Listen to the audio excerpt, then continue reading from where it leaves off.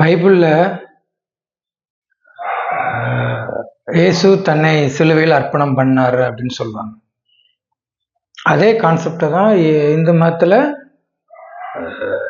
சிவார்ப்பணம் அப்படின்னு சொல்லுவாங்க. அதாவது சிலுவையில் தன்னை இயேசு அர்ப்பணம் செய்தாருங்கிறது மாதிரி இந்து மதத்துல சிவனுக்கு தன்னை அர்ப்பணம் செய்தல் அப்படின்னு. அப்போ இஸ்ரவேல்ல சொல்லப்பட்ட சிலுவையில் அர்ப்பணமும் இந்து மதத்துல சொல்லப்பட்ட சிவார்ப்பணமும் ஒண்ணா அப்படின்னா, இப்ப இதுல ஒரு இமேஜ் காட்டுறோம் பாருங்க. இது சிலுவையினுடைய நிழல். அதாவது பைபிள்ல சொல்லப்பட்டிருக்கு, நிழலின் பின்னால் நிற்காதீர்கள், நிஜத்திற்கு வாருங்கள்னு சொல்லி. அதனுடைய மாய நிழல் பிம்பமே இந்து மதத்துல சொல்லக்கூடிய சிவலிங்கத்தினுடைய ரூபம் தான்.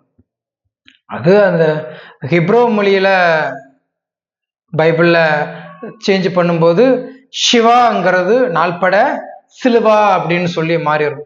அப்போ இந்து மதத்துல சொல்லப்படக்கூடிய சிவனை தான் அங்க பைபிள்ல சிலுவை அப்படின்னு சொல்றாங்க.